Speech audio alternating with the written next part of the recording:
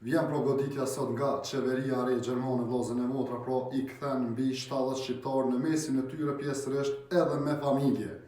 Vllazën e motra pro bëhet fjalë sot në qytetin e Hanoverit pro është mbushur një aeroplan me shqiptar, ku qeveria gjermane pro ka marrë vendim t'i kthej të gjithë, pro ata të cilët, siç e dini, pro nuk kanë pas dokumenta të rregullta ose ju ka ardhur mu kthy dhe nuk e kanë shu Gjermanien, gjithashtu për ata të cilët kanë pas pro dënime, gjoba të larta, vepra penale.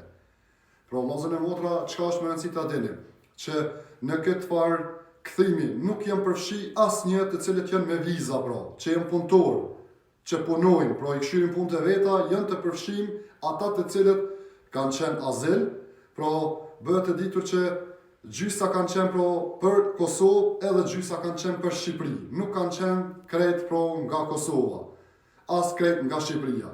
Çka është më rëndësi ta dini që siç ju kam njoftuar të kaluarën, pro edhe këto kërcënime apo këto goditje që do të vinë, nuk do t'i prekin njerëz të cilët jetojnë, punojnë dhe janë të integruar këto pak a shumë.